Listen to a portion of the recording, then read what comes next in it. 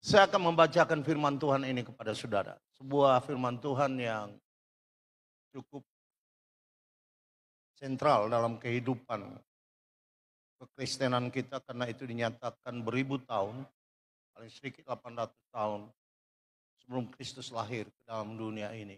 Oleh mereka yang punya keyakinan dan iman yang connected langsung kepada Allah tentang segala sesuatu yang akan diharapkan oleh manusia ini dan juga segala sesuatu yang berhubungan dengan apa yang sedang mereka lakukan.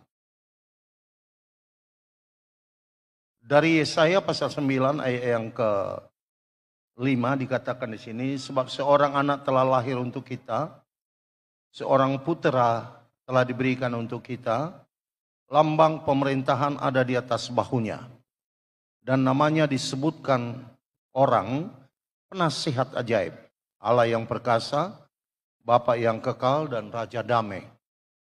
Jadi saudaraku yang kekasih sama Tuhan, panitia mengangkat sebagai tema adalah Yesus penasihat ajaib. Ada Allah yang perkasa, Bapa yang kekal dan Raja damai yang menjadi bagian sebenarnya yang integral dari pernyataan ini. Tetapi penasihat ajaib adalah sebuah pernyataan yang sangat bersifat direct, bersifat langsung kepada kita umat-umat Kristen. Karena di samping kebisingan suara-suara di dalam dunia ini dan juga lalu lintas keadaan, kejadian dengan begitu banyaknya pemahaman-pemahaman yang bersifat sektoral, yang bersifat antitesis, yang bersifat bahkan menentang, bahkan yang diutarakan kepada kita dengan cara yang baik, tetapi sebenarnya adalah sebuah racun yang mematikan, yang dinyatakan kepada kita dengan sebuah kemampuan rasional yang sangat tinggi, tetapi sebenarnya di sana ada sebuah kekuatan yang menipu, kekuatan yang oleh kitab Wahyu katakan menyesatkan. Oleh karena itu diperlukan penasehat dalam kehidupan kekristenan kita. Sebenarnya penasehat yang dimaksud di sini akan bekerja melalui firman-Nya dan melalui Roh Kudus yang Tuhan berikan kepada kita. Karena Yesus berkata bahwa dia tidak akan bersaksi tentang dirinya sendiri, tetapi dia akan bersaksi tentang aku. Jadi Roh Kudus tidak akan pernah berbicara dalam hati saya, memberikan pengertian firman Tuhan, memberikan kepada saya sebuah pemahaman, mungkin juga wisdom, sebuah kebijaksanaan yang hanya mungkin sekali-sekala kita lakukan itu dalam hidup kita.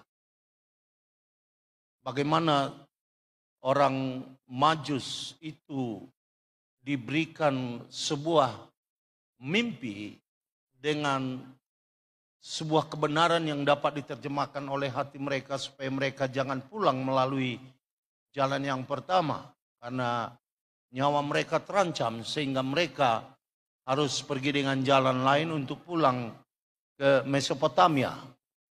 Karena itu saudaraku yang kekasih sama Tuhan, penasehat bukanlah sekedar alat bantu, tetapi sebuah keadaan yang memang dibutuhkan. Jadi kita tidak seperti membuatnya seperti ban serap yang kita perlukan pada waktu ban lain pecah, pada waktu kita butuhkan, tetapi dia akan menjadi sebuah hal yang dominan.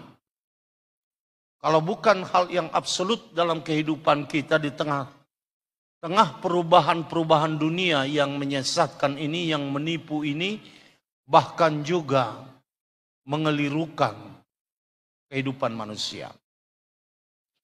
Nah, saudaraku yang kekasih sama Tuhan, subtema saudara mengatakan bagaimana membangun, mengokohkan, dan menguatkan kerajaan Allah.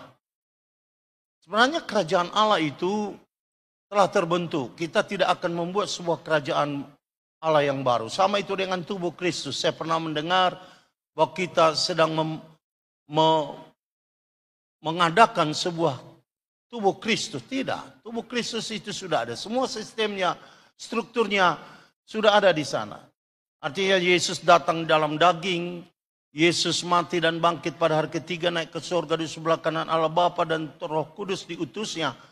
Adalah sebuah manifestasi tubuh Kristus. Dan kita dalam Roma pasal 12 menjadi anggota-anggota yang fungsional dan operasional. Ada yang kaki, ada yang tangan, ada yang mata, ada yang telinga, ada yang kelihatan, dan ada yang tidak kelihatan. Dalamnya ada jantung, ada hati, ada organ tubuh yang lain yang berfungsi sebenarnya untuk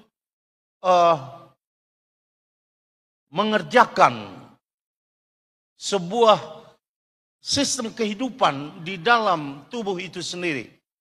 Karena kalau satu saja dari organ tubuh ini disfungsional, maka sebenarnya akan terjejas sebuah kecacatan atau mungkin juga sebuah kegagalan dari fungsi tubuh itu sehingga dia tidak sempurna. Oleh karena itu, saudaraku, membangun sebagai sebuah analogi struktural adalah pernyataan atau ekspresi yang bisa kita lihat sebagai bagaimana kita sebenarnya melakukan fungsi-fungsi kita dengan baik.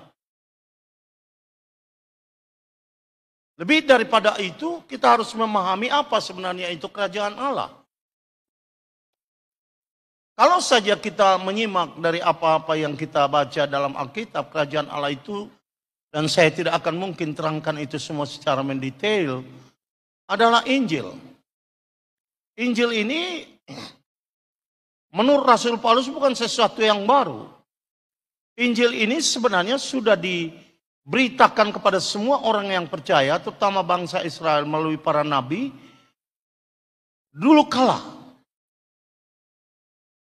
Dulu kala, bahkan Nuh itu disebut oleh perjanjian baru sebagai pemberita kebenaran. Pemberita Injil kebenaran. Jadi semua mengenai Injil ini bukan hal yang baru. Tapi manifestasi Injil ini ada sesudah Kristus Yesus lahir di kandang Betlehem. Dan Injil ini firman Tuhan mengatakan dalam Matius bahwa Yesus pergi kemana-mana. Ke gunung, ke lembah, ke desa dan kota untuk memberitakan Injil itu.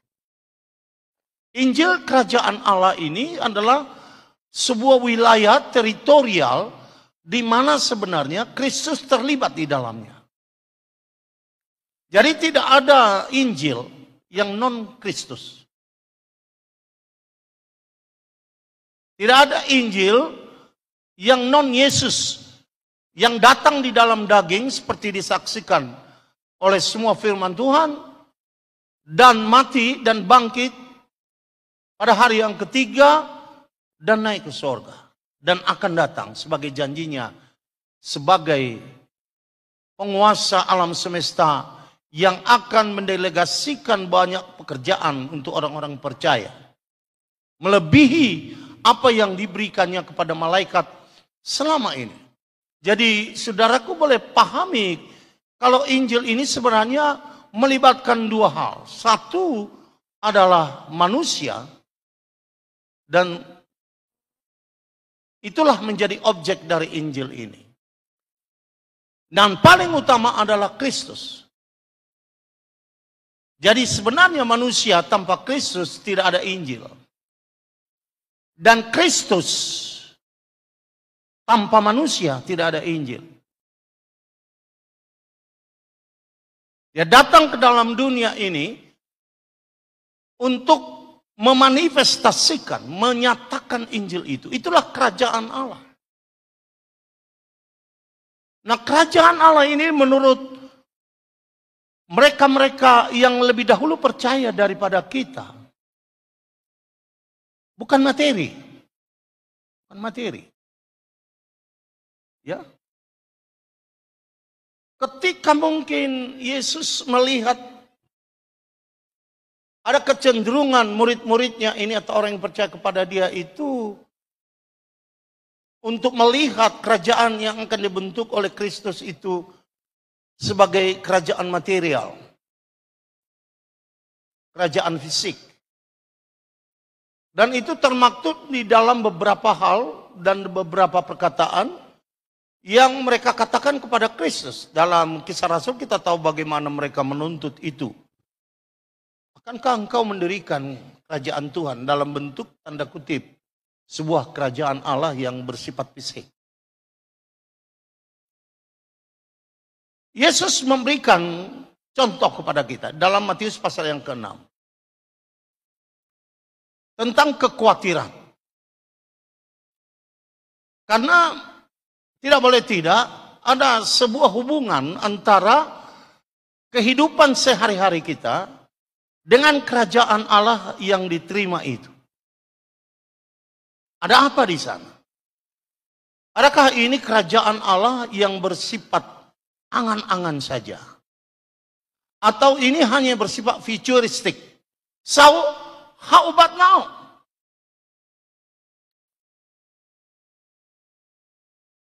How we gonna manage our own self today? Bagaimana kita mengatur diri kita sendiri di samping sebuah sorga yang belum kita temukan, yang belum kita lihat dengan mata kepala kita sendiri? Bagaimana dengan rasional kita? Bagaimana dengan pikiran kita? Bagaimana dengan semua pengajian tawahan, seluruh perkataan firman Tuhan dalam kehidupan sehari-hari kita? Selalu pertanyaan ini akan timbul. Lalu Yesus berkata dalam Matius pasal ke-6 itu, kalian jangan terlalu khawatir dengan apa yang kamu makan dan apa yang kamu minum. Jangan terlalu khawatir dengan pakaianmu. Karena hidup itu bagi Tuhan lebih penting daripada makanan dan minuman, dan tubuh itu lebih penting daripada pakaian. Dan dia mengatakan, lihat burung-burung itu, burung pipit, burung kecil yang tidak punya, sebenarnya tidak memiliki konsep kehidupan yang jelas, kecuali hanya menjadi makhluk saja yang berinteraksi dengan alamnya. Bagaimana kalau lapar dia mereka cari makanan kemana-mana saja.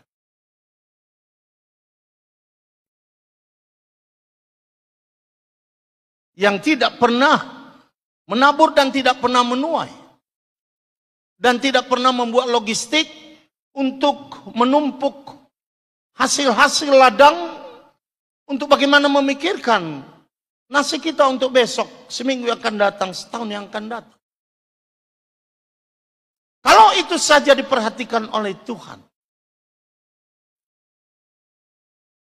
Karena hidupmu itu jauh lebih penting sebenarnya dari pakaian. Tuhan bisa saja menciptakan pakaian-pakaian dalam kerajaan Allah. Atau makanan dan minuman dalam kerajaan Allah. Dengan gampang dia bisa melakukan itu. Dia bisa bicara kepada pohon. Dia bisa bicara kepada siapa. Untuk melakukan itu semua. Lalu Yesus berkata, lihat itu. Begitu risau dan khawatirnya kamu tentang pakaian yang kamu cari dalam tubuhmu itu. Tapi aku berkata kepadamu, lihat bunga bakung yang ada di ladang itu. Dan saya berkata kepada engkau, tidak ada kemuliaan pakaian yang seperti itu yang pernah dimiliki oleh Sulaiman. Salomo memiliki pakaian yang luar biasa, sutra India atau sutra Libanon.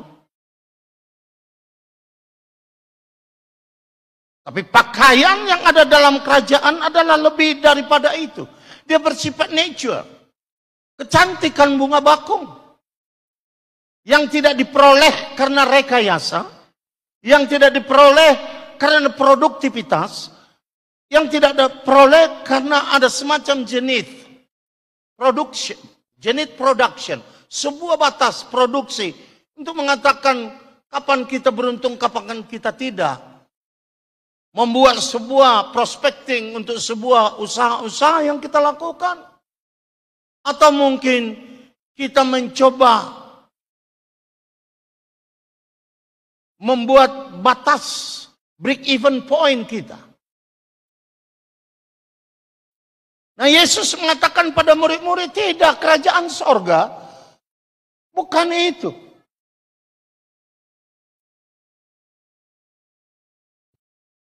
Kalau itu yang kau minta dalam ayat itu, Yesus mengatakan orang yang gak percaya pun merindukan itu.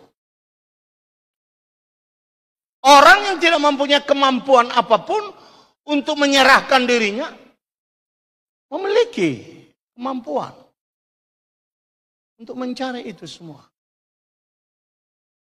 Tapi kerajaan sorga itu, Rasul Paulus mengatakan itu adalah bukan makanan minuman. Itu tentang kebenaran, sukacita dan damai oleh Roh Kudus dalam kitab Roma dikatakan. Lalu Yesus mengatakan kepada murid-muridnya, tetapi carilah dulu kerajaan Allah. Maka semua hal itu akan diberikan kepada engkau. Sudah lihat. Nah, Yesus mengatakan kerajaan Allah bukan anti materi. Tapi apa yang Tuhan tidak suka adalah ketika kita mematerialisasi kerajaan surga. Sehingga Allah itu kita ukur dari materi yang kita miliki. Apakah Allah anti materi? Dia tidak. Dia menciptakan materi ini semua. Dia menciptakan semua materi yang ada di alam semesta ini.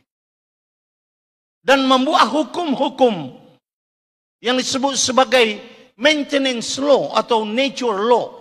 Hukum maintenance. Artinya engkau tidak perlu berdoa untuk sebuah pohon rambutan berbuah rambutan. Nggak perlu berdoa itu, nggak perlu puasa. Kita nggak perlu mencak-mencak itu, karena Tuhan sudah buat maintenance law di sana. Ada sebuah hukum maintenance. Cukup engkau bikin pupuknya, taruh dia di tempat yang benar, dan ada cukup hujan. Maka hukum Allah akan dipenuhi, maka semua itu akan terjadi.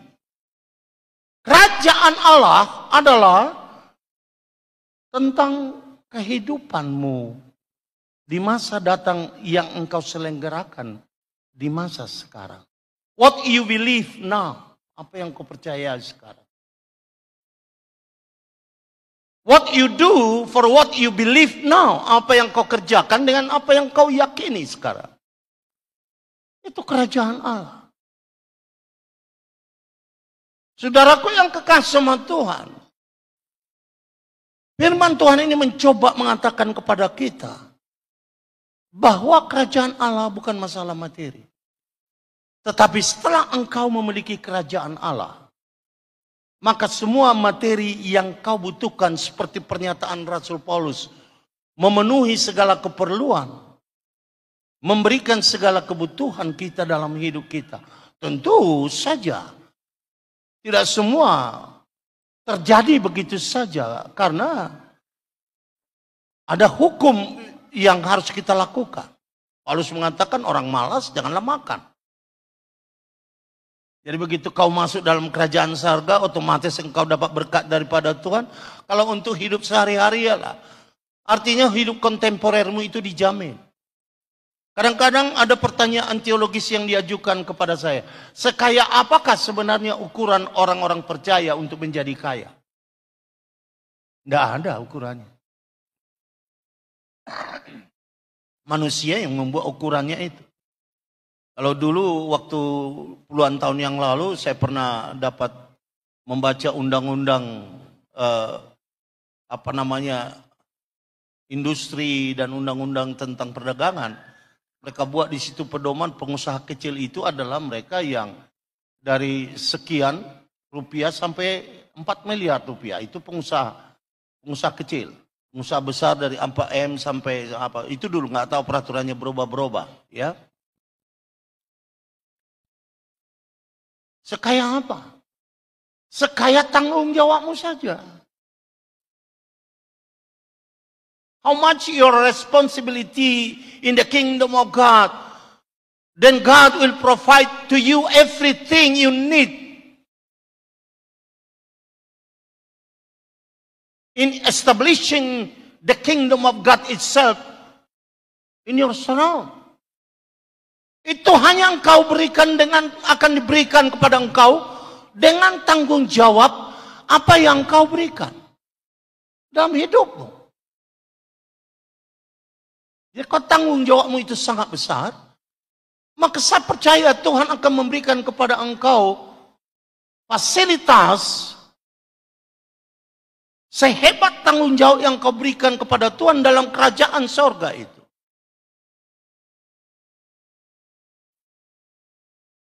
Walaupun Tuhan tidak tidak memberikan semua apa yang kita inginkan dalam hidup kita.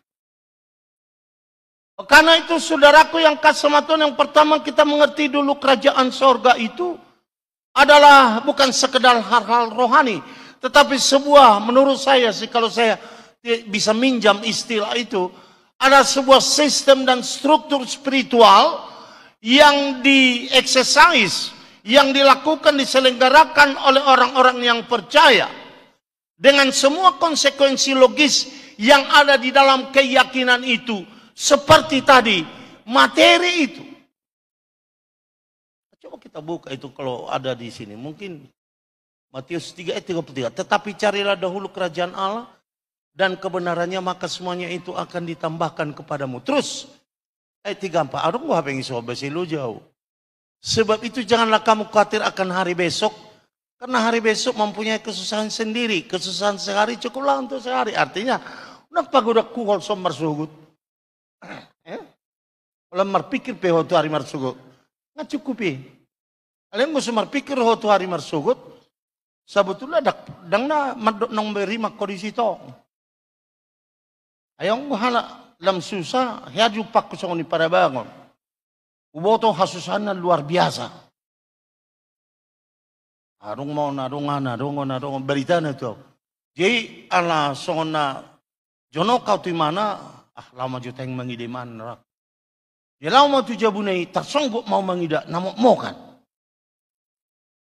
Jadi aing go pikir atong mungkin 30 kilo namai alani susana alan kedan. Isu ko makange. Ay mo dua bangon. Ay song ipikir ya giahin. Naksongoni na do na kerajaan sorga. Kayak bisa berpikir kok. Ya. Artinya macam mana gereja tahu bahwa Yesus tahu hari persoalan besok adalah persoalan yang lain dari saya. Mungkin saya sudah meninggal dengan persoalan yang baru. Perlukan seorang penasehat yang baru, itu persoalan yang akan datang. Ya. Persoalan Paulus sudah lama berlalu, saudara. Kalau dia ada sekarang di sini, dia bingung melihat sistem kerajaan Allah sekarang. Bingung sekali dia.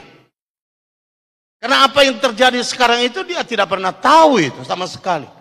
Mungkin dia punya nubuatan, imajinasi, dan mungkin juga dia punya gambaran tentang itu secara analogis. Ya, analogis saja.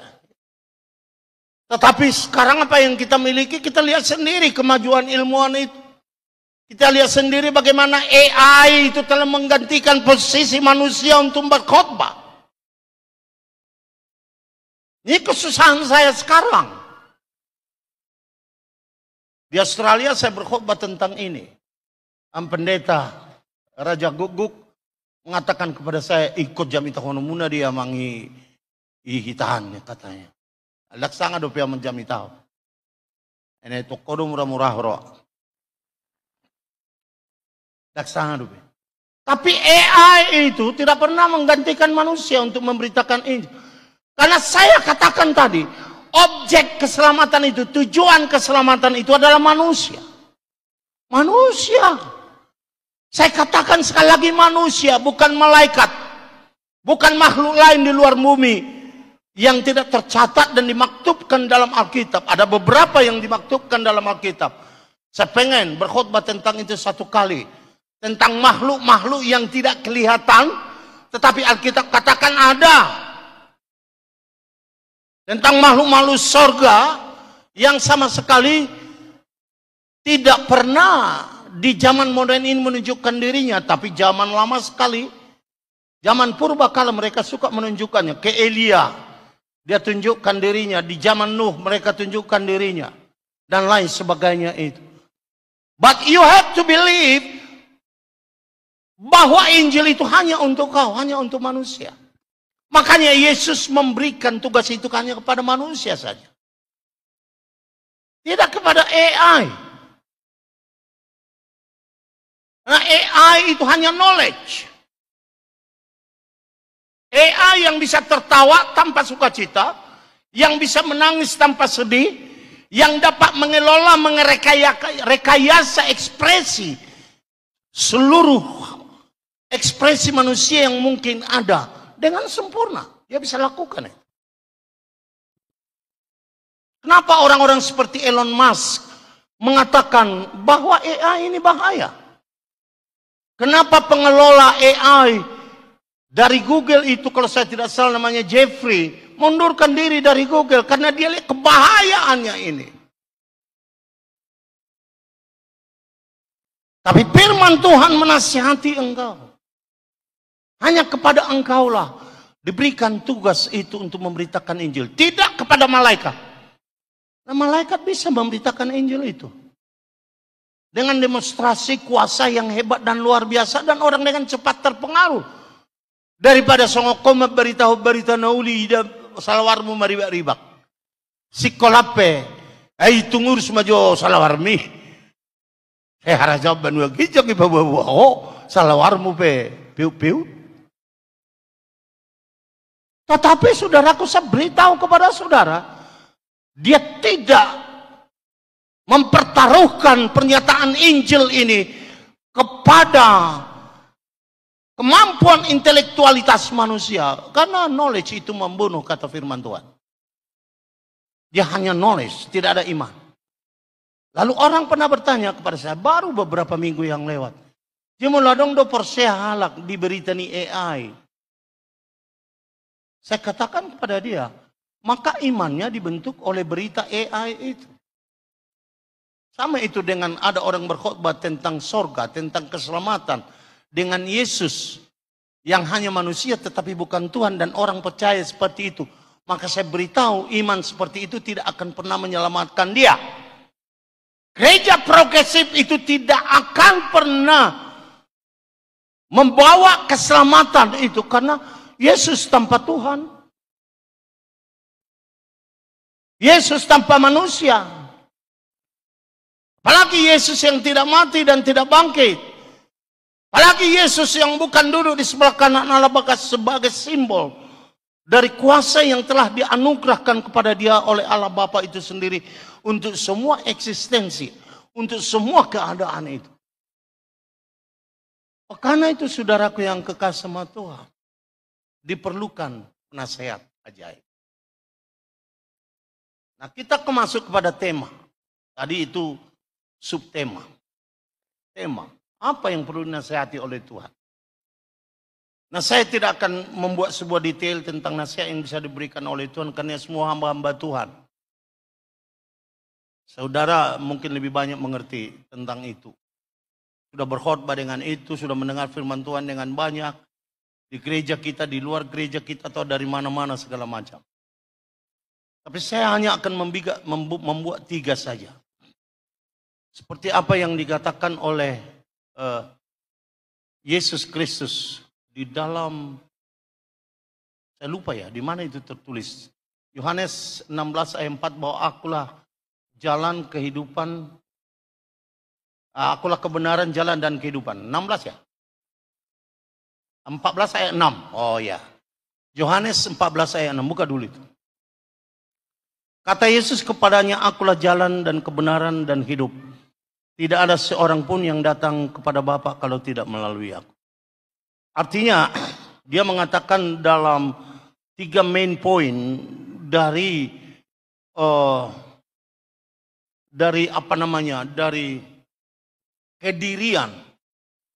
kedirian Kristus itu, yaitu adalah jalan.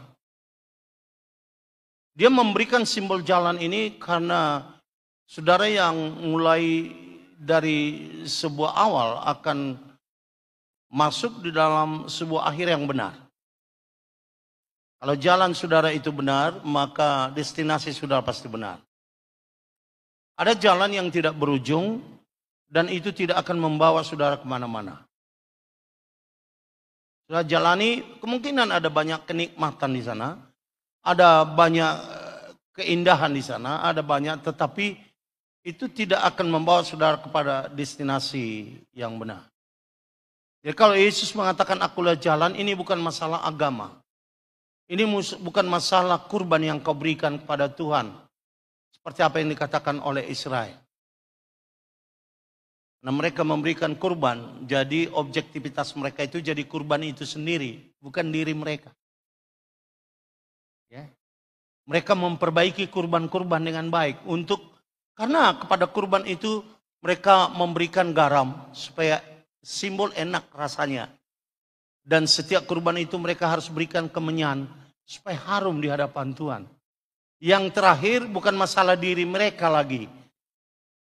Ibadah mereka bukan masalah diri mereka, tapi masalah kurban yang diperbaiki, yang bagus. Sehingga Tuhan melihat, kamu memberikan kurban, tetapi hati kamu jauh daripada saya. Sama dengan firman Tuhan yang dibacakan tadi, kamu memuji-muji saya, tetapi hati kamu jauh daripada saya. Terakhir saudaraku yang kekasih sama Tuhan, kurban itu tidak lagi dibutuhkan oleh Tuhan. Dalam kitab Yesaya dikatakan aku tidak menyukai kurban lagi. Ada banyak Alkitab Perjanjian Lama. Dalam kitab Ibrani dikatakan engkau tidak menyukai kurban lagi. Karena itu engkau memberikan tubuh kepada saya. Supaya saya bisa masuk dalam dunia ini dengan pengertian itu, kata Yesus, supaya saya bisa mati menjadi kurban sekali untuk selama-lamanya. Karena manusia mencoba memperhebat kurban itu dengan luar biasa sehingga Tuhan itu suka dengan wangian-wangian yang harum. Mungkin mereka akan ciptakan kurban-kurban yang lebih harum lagi di itu. Yang mencium itu toh mereka. Bukan Tuhan. Saudara lihat bahwa kerajaan Allah itu adalah mengenai kau, mengenai saya, mengenai setiap oknum yang percaya dalam kerajaan sorga itu. Bukan dengan aksesoris yang Tuhan izinkan mungkin kepada kita. Tetek bengek inilah, tetek bengek itu saudaraku yang kasih sama Tuhan. Tadi ada ayat mengatakan, semua kita sudah melanggarnya. Ya, ayat keberapa itu? Aku sintua anu. Ya, mengatakan dalam firman Tuhan, janganlah makan binatang yang dicekek. Apek sudah itu hita sialang gulamo.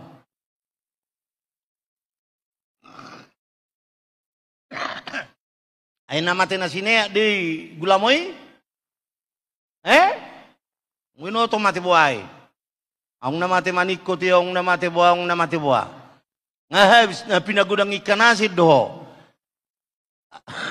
Halay saunari, menyesal doho isi. Beh.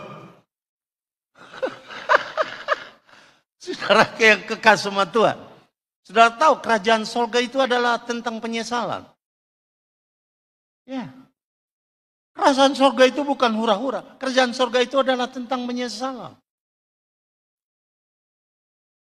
Firman Tuhan mengatakan dalam, kalau saya tidak salah, Matius pasal yang ke-21, ayat yang keberapa itu. Dia berkata ada seorang yang punya 2 putra. Dia berkata kepada satu orang yang paling sulung, pergilah dan bekerjalah. Dan dia berkata, iya Bapa. Tetapi dia tidak pergi. Pergilah dia kepada anak yang kedua, berkata, pergilah dan bekerjalah. Tetapi orang ini menjawab, anak kedua ini, aku tidak mau. Tetapi kemudian dia menyesal. Lalu dia pergi. Lalu Yesus berkata kepada murid-murid, siapakah di antara mereka yang telah mengerjakan pekerjaan Tuhan, bapaknya itu? Mereka berkata, mereka yang mengatakan tidak tapi menyesal lalu melakukan apa yang dikatakan. Sesungguhnya saat aku berkata kepadamu, bahwa orang-orang sundal, orang-orang pemungut cukai akan lebih dahulu masuk ke dalam kerajaan sorga daripada kalian. Kalian tidak percaya kepada Yohanes, tetapi mereka percaya kepada Yohanes Pembaptis. Yohanes Pembaptis berkhotbah mengatakan bertobatlah, lalu mereka bertobat. Tapi kau tidak percaya kepada Yohanes dan kau tidak pernah bertobat, maka orang-orang sundal, orang-orang yang tidak bagus, orang yang dieksekusi, orang yang diekskomunikasi dari masyarakat, akan lebih dahulu masuk kerajaan surga. Karena engkau tidak menyesal dan tidak bertobat. Karena itu kerajaan adalah mesin koreksi. Bagaimana kita dikoreksi oleh Tuhan itu? Bagaimana kita dikoreksi oleh Allah? Ya. Bagaimana kita dikoreksi dalam sini? Kita menyesal untuk melakukan sesuatu yang tidak baik. Anggo soal gulamoi, ulala mulai so Tuhan Yesus tunggal langon na gulamoi ay Italian. Loro tu jabu tahalian no mohoro. Bapaling masuk bagarung ako lang lapit dulu kamu nih. Dua biji dok, soal lang ko bisa denai. Terakhir mo loro Tuhan Yesus martamu tu jamu tonggo gulamu ilanom. Tak boleh mengangkat di mana saja jabu malani. Penyesalan itu setiap hari kita menyesal. Mengingat bahwa gereja itu adalah gereja yang memberikan pengampunan. Penyesalan tanpa pengampunan tidak akan pernah. Seorang anak yang sesat itu kalau dia kembali baru dapat pengampunan. Kalau dia tetap di tempatnya dia tidak dapat pengampunan. Maka orang yang sesat itu berkata, anak yang paling bungsu itu yang paling sulung itu berkata, yang paling kecil, bukan sulung bungsu, saya lupa. Ya, sulung ya. Bungsu ya. Anak bungsu itu berkata, aku tidak mau di sini lagi, aku akan pergi. Inilah yang aku lakukan, aku pergi ke rumah bapakku. Di rumah bapakku banyak makanan dan minuman. Maka aku akan berkata kepada dia, jadikanlah aku hambamu. Begitu dia ketemu dengan bapaknya, maka bapaknya itu berkata kepada dia, belilah, ambillah lembu yang tambun, berikanlah cincin kepada dia. Tanda yang dulunya dia mati, sekarang sudah hidup. Dulunya dia tersesat, sekarang dia ditemukan. Itulah kerajaan Allah. Puji Tuhan. Puji Tuhan. Dari kerajaan Allah bukan menjadi, siapa mau jadi ketua? Siapa yang mau jadi koordinator? Aku yang gabe koordinator. Wah. Saya kan kerajaan Allah itu nafsu itu. Saya beritahu kepada saudara, ya. Saya beritahu kepada saudara, itu nafsu. Tuhan tidak terlalu suka dengan hal seperti itu. Kerajaan surga adalah damai, kebenaran, dan sukacita oleh Roh Kudus. Kalau itu sudah tidak kerja lagi di dalam dirimu, kau kadang-kadang harus berpikir, ini saya masih di dalam kerajaan surga, atau saya pemerhati kerajaan surga, atau saya sama sekali sudah di luar kerajaan surga. Jika seluruh sifat orang-orang yang tinggal dalam kerajaan surga tidak ada lagi dalam diri kita. Ada kasih, ada sukacita, ada kebenaran, ada damai sejahtera, ada penguasaan diri, ada kesabaran, ada 9 buah roh, ada 9 karunia roh yang bisa kita exercise walaupun kita tidak sempurna. Siapa sih yang sempurna? Dari yang sempurna, hanya Tuhan yang sempurna. Dan dia ingin menyempurnakan gereja itu. Dia memberi nasihat jalan kepada akulah jalan. Dialah jalan sebenarnya. Pentakosta Indonesia tidak lagi mencoba untuk mencari dengan cara teologis atau dengan cara apapun. Jalan di luar jalan yang sudah ada. Yaitu Yesus Kristus. Kau jangan ubah jalan itu lagi. Hanyalah dialah jalan satu-satunya dalam hidup kita. Tanpa dia tidak ada masuk surga. Kalau sudah tidak masuk surga oleh Yesus Kristus lagi, ngapain lagi engkau beragama? Tidak ada jalan kau temukan di antara jalan-jalan dunia ini. Dia jalan karena dia sudah melintasi segala langit, kata Rasul Paulus. Paulus katakan dia sudah melintasi segala langit. Bukan 2 langit, 3 langit, 4 langit, 7 langit. Ya. Bagi orang Yahudi ada 7 lapis langit. Atau bagi orang Arab. Bagi orang Kristen ada 3 lapis langit. Itu karena Paulus mengatakan aku pernah sampai kepada lapis yang ketiga. Karena lapis keempat jauh lagi dari situ. Ya. Tapi Yesus sudah melintasi segala langit.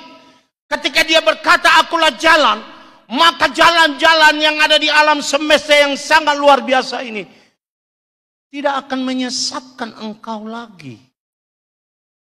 Jangan pikir jalan itu hanya mati masuk kubur, lalu ditanam di sana jadi bangke, jadi tengkorak, habis lagi saudaraku yang kasih sama Tuhan. Bukan itu. Jalan itu adalah tersembunyi di dalam Yesus Kristus. Sehingga dia berkata kepada murid-muridnya, barang kemana aku pergi, maka di sanalah kamu ada. Haleluya. Dia yang berjalan, kau ada di dalamnya. Kau mencari jalan, tidak akan sanggup, saudara. Google aja kita pakai, Google Maps, saudaraku, kita keliru. Tersesat, masuk rumah orang, saudaraku yang kasih. Kemarin juga kami itu pakai Google. Terus dia bilang, salah pak. Ya, akhirnya kami, aturannya tinggal 200 meter dari rumah kami. Pergilah kami ke Cibubur. Untung dia Cibubur tahu. Bapak tahu Cibubur? Tahu, nanti saya bisa. Saudara yang kasih sama Tuhan. Pastikan kau berada di jalan yang benar. Haleluya. Dan jalan yang benar di mana engkau masuk, dia bagaikan eskalator yang akan mengantar engkau kepada tujuan yang benar. If you are on the right track, you will be arrived on the right destination. You are not going anywhere, but you are stick in that way, and that way bring you into heaven. Saudaraku, bumi sekarang sedang mencari jalan yang lain, bagaimana menyelamatkan dirinya dari hukuman natural yang ada di alam semesta ini melalui bumi. Nah, bumi mereka percaya tidak akan dapat dipertahankan lagi. Semua itu hanya simbol saja. Ada banyak presiden yang mengatakan bisa masih kita perbaiki, tapi lebih banyak presiden yang mengatakan ini tidak bisa dipertahankan lagi. Karena rusaknya sudah luar biasa. Manusianya sudah tidak biasa lagi. Banyak presiden yang berpengetahuan yang luar biasa. Tapi kerajaan sorga menuntut presiden yang punya damai. Karena kerajaan sorga itu adalah damai sejahtera. Jika presiden saudara tidak punya damai sama sekali, saudaraku yang kasih sama Tuhan, saudara tahu apa yang akan terjadi. Perang di mana-mana itu sebenarnya bukan karena masalah pertentangan fisikal, tapi itu masalah pertentangan pemahaman. If you don't have any peace in your life, walaupun kau pendeta, puruskah kau, sudah pengalaman ini kau, tetap engkau akan memiliki semacam kekuatan perseteruan. Karena hanya damai itu, bukan damai teknologis, bukan damai teknis, tetapi damai dalam hati. Itu adalah kerajaan sorga. Jadi hanya Yesus yang memberikan advice kepada engkau, nasihat di dalam jalan ini. Maka dengarlah suara Tuhan di sana. Yang kedua, dia berkata, akulah kebenaran. Kebenaran, saudaraku yang kasih sama Tuhan, adalah ciptaan Tuhan. Karena kebenaranlah yang membuat sesuatu menjadi sempurna. Jadi ada kebenaran realita di sini. Ya, kita lihat bunga-bunga yang cantik ini. Beberapa daripadanya mungkin bunga yang benar atau bunga plastik. Tapi itu the reality, this the truth reality. Sebuah kebenaran realita. Tidak boleh dibantahkan. Ada kebenaran historikal. Kebenaran historikal seperti Soekarno dan Hatta memproklamasikan Republik Indonesia tanggal 17 bulan 8 tahun 1945 jam 10 pagi di Jalan Pegangsaan nomor sekian. Itu kebenaran historis. Tidak ada yang boleh mencoba untuk mengubah itu. Bukan Margasilaban itu proklamator atau Margasiburian. Ya, jangan coba-coba nanti siapa tahu kau jadi guru SD, maka ada Dr. Siburian mengumumkan proklamasi tahun, tidak boleh.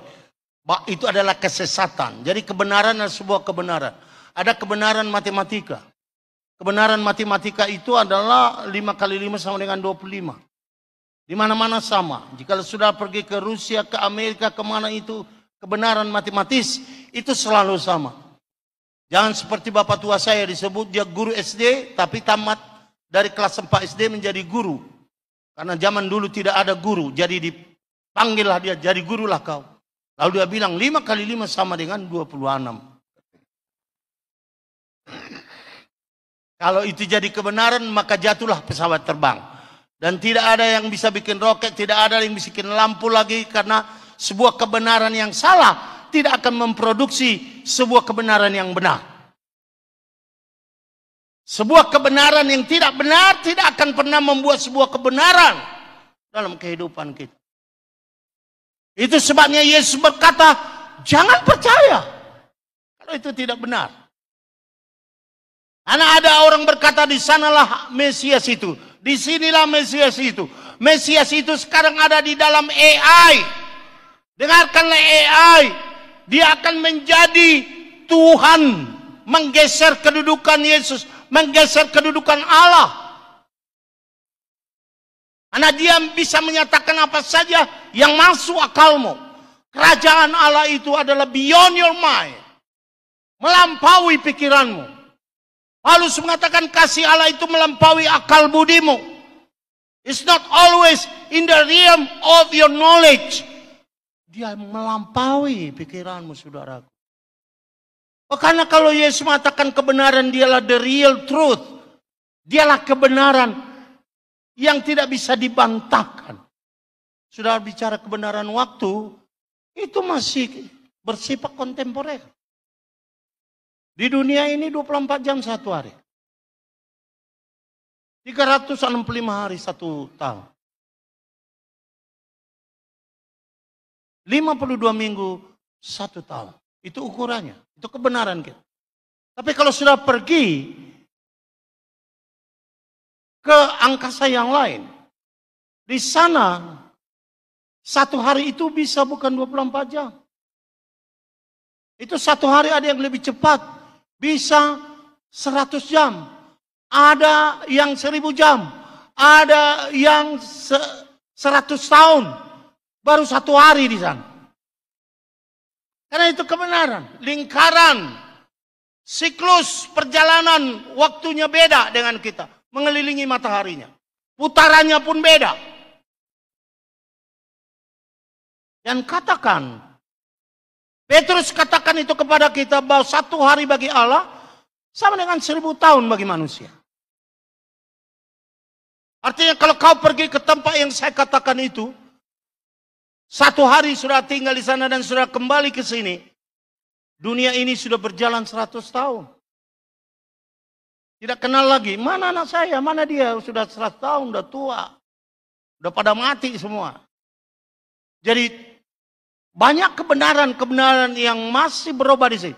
Tapi Yesus, akulah kebenaran, the real truth. Tidak ada yang mengubah ini, tidak agama, tidak sistem, tidak teologi, tidak struktur, tidak pengetahuan. Saya akan tetap. Ibrani mengatakan bahwa Allah Kristus itu sama kemarin, sekarang, dan selamanya. Haleluya! Kenapa orang-orang rasional seperti Anda dan seperti saya bisa tetap percaya kepada Kristus? Karena dia adalah kebenaran. Dia kebenaran yang tidak bisa diubah oleh siapapun. Jadi dia bisa memberi nasihat kepada saudara dalam setiap bentuk kebenaran apapun. Segala sesuatu dijadikan oleh dia. Yohanes pasal 1. Dari kebenaran, the real truth. Kebenaran yang benar daripada Yesus. Dari situlah keluar kebenaran-kebenaran sektoral. Kebenaran-kebenaran ilmiah. Bahwa air itu adalah H2O. Bahwa udara itu adalah O2, oksigen. Itu datang dari dia. Karena dialah menciptakan itu. Tidak ada segala sesuatu yang ada itu yang tidak diciptakan oleh dia. Segala sesuatu diciptakan oleh dia. Segala sesuatu yang terjadi dijadikan oleh dialah mesin pencipta daripada Allah itu sendiri. Tapi Kebenaran ini adalah kebenaran sektoral. Sesuai dengan kebutuhan malaikat, sesuai dengan kebutuhan makhluk lain, sesuai dengan kebutuhan manusia. Kita adalah manusia Adami yang sudah melanggar firman Tuhan. Tetapi hanya di dalam kebenaran itulah kemanusiaanmu itu bisa dikembalikan. Hanya dalam Yesus. Yang ketiga, dikatakan aku adalah, apa tadi? Hidup. Hidup hanya datang daripada Dia.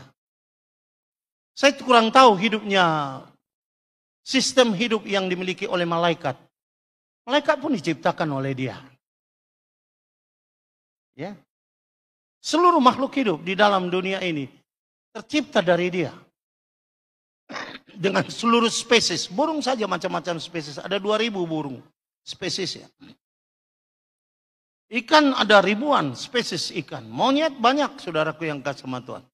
Ada monyet ini, ada monyetnya apa? Monyet jongjong dan segala macam ya. Onjo. Ya.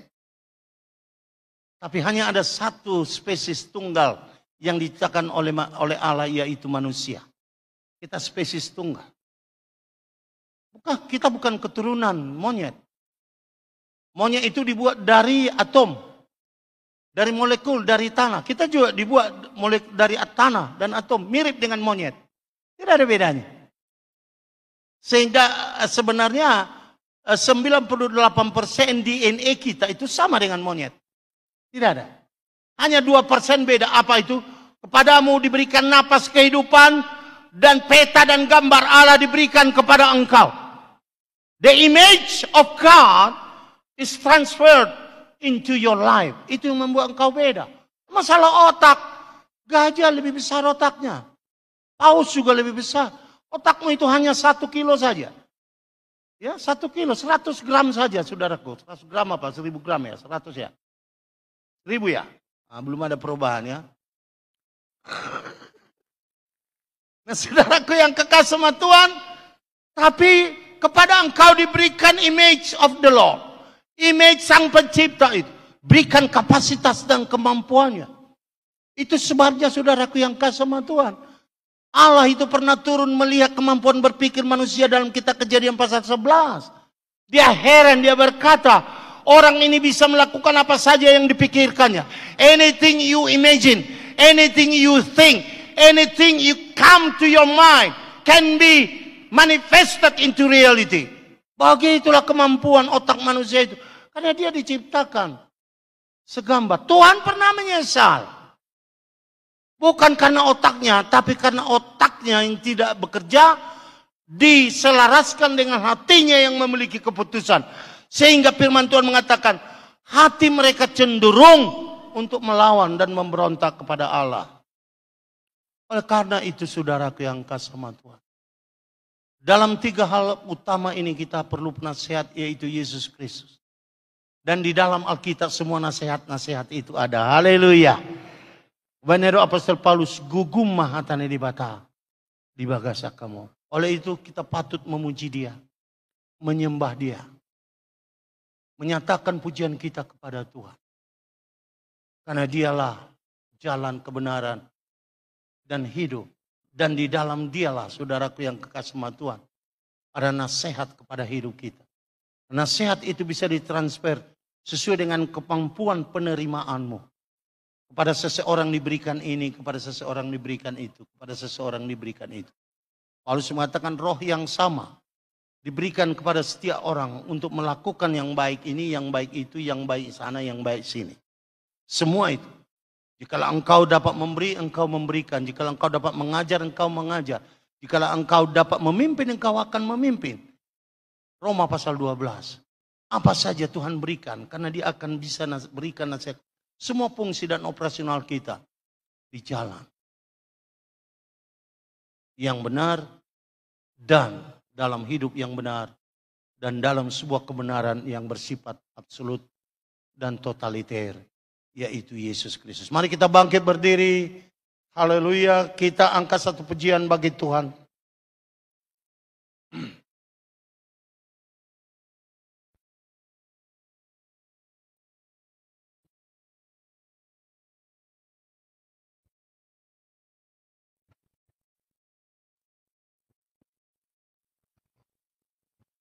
Dan saya undang salah seorang pendeta nanti untuk berdoa. Saya undang nanti Bapak Pendeta Israel untuk mengakhiri kebaktian kita ini, memberikan doa syafaat kepada Tuhan.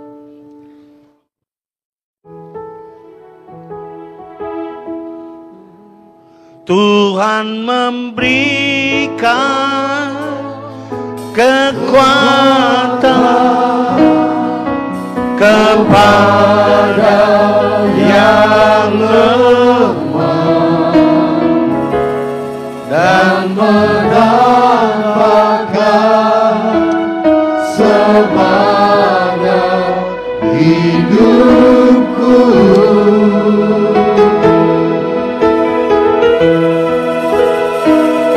Tuhan mencurahkan kuasa-Nya kepada yang lemah dan terbang tinggi bagai raja wali. Ku menantikan Tuhan, ku menantikan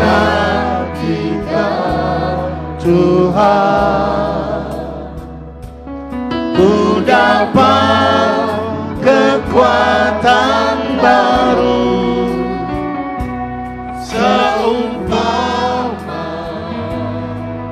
Raja Wali yang terbang tinggi dengan kekuatan sayangnya. Tuhan memberikan, Tuhan memberikan kekuatan kepada yang lemah dan menambahkan semangat hidupku.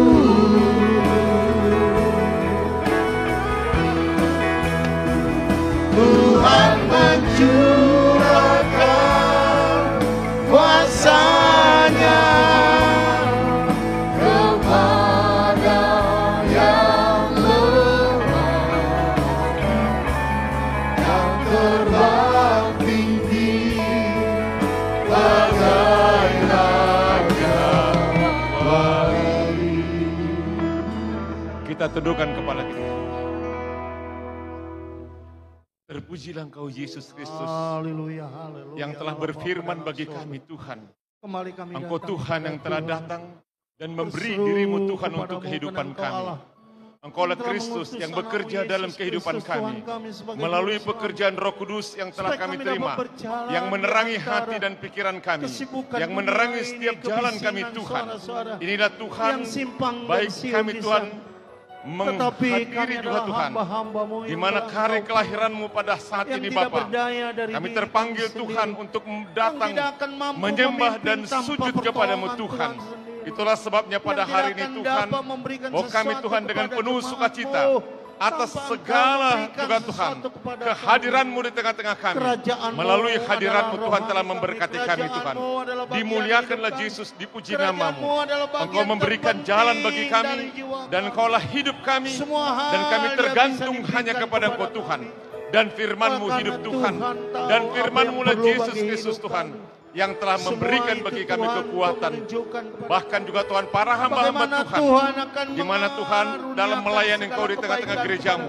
Gereja GPI Mempertinggi tanggung jawab se-Jabotabek dan kami sekitarnya. sebagai Di mana hamba-hamba-Mu Tuhan telah melakukan dalam pekerjaan melayani tersebut. Tuhan di Maka tengah-tengah Engkau Tuhan mengurapi mereka, kesempitan membekali ruang dan mereka waktu Tuhan. kami. Sehingga para hamba Tuhan, mulai dari Ajarilah sintua kami, guru Tuhan, Injil untuk sampai menjadi para bagian pendeta. rencana Tuhan Baik yang sebagai agung. gembala-gembala sidang, Untuk urapi menjadi mereka sesuatu Tuhan. yang lebih baik Engkau yang telah kepada memperlengkapi hari-hari kami yang Bapa. depan. Dan Engkau Tuhan telah turut Kasihanilah bekerja, kami, Tuhan. meneguhkan. Engkau berkati Kami para setiap hamba Tuhan, keluarga.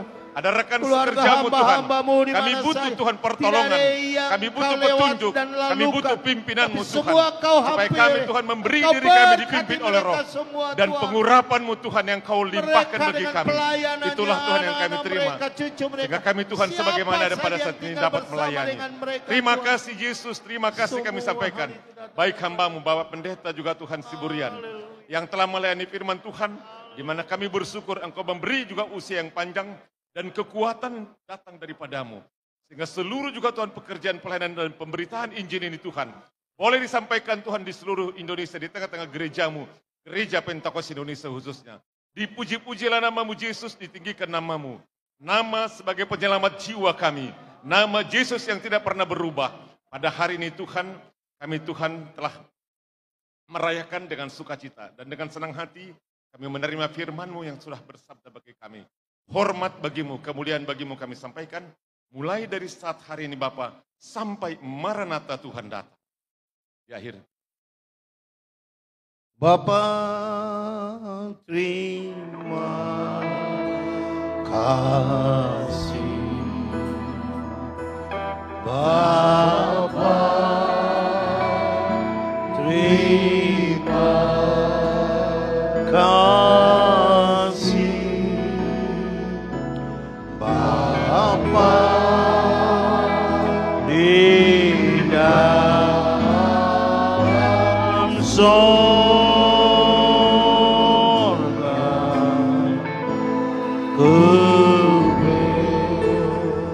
terima kasih. Amin.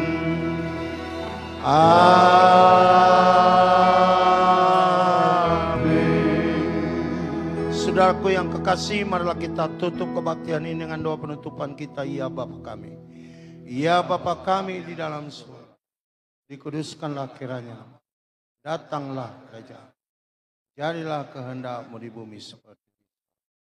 Berikanlah kami pada hari ini makanan kami yang secukupnya, dan ampunilah segala kesalahan kami, seperti kami mengampuni orang yang bersalah terhadap kami.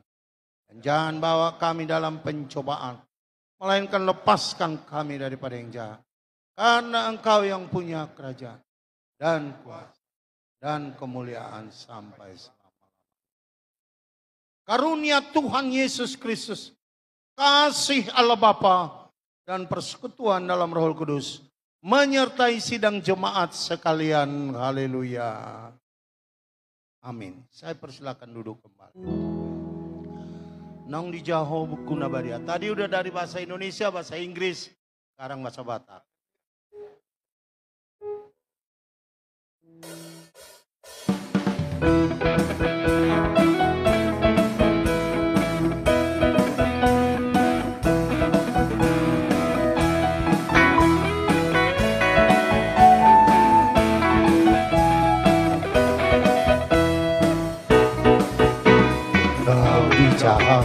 Buku Nabaria tersurat di sini dalam hati gori, dalam Nabaria na hopidoi, dan masuk naramu tu magasani.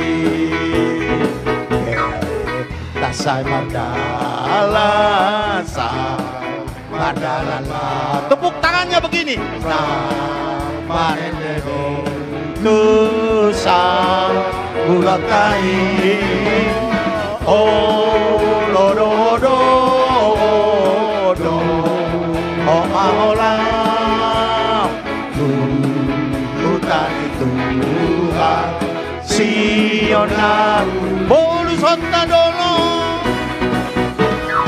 Bolu Sota Dolo Dorulai Jalan di patah, auto surgoi, kang dalamku tembogopei, kang mariara, Yesus doaki, tasai mandalan, sa mandalan la, ramaren debe, tu sa mulakai,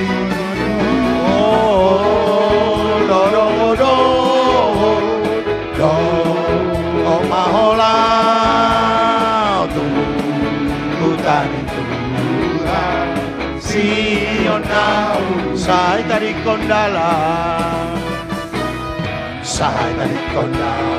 Tuhan matea sayu tondala Tuhan olua urban di Yesus so dilalani sau mongotan harbanganai dasai mandala sa madalala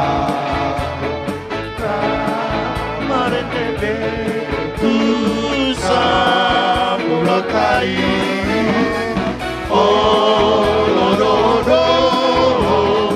do mahola tani Tuhan Sion nauli oh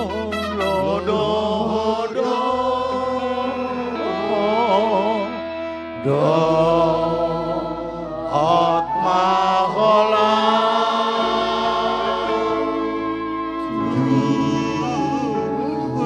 tani Tuhan Sion nauli. Beri kemuliaan bagi Yesus. Puji Tuhan. Haleluya. Puji Tuhan. Haleluya. Selamat hari Natal bagi kita sekalian. Haleluya. Haleluya. Amin.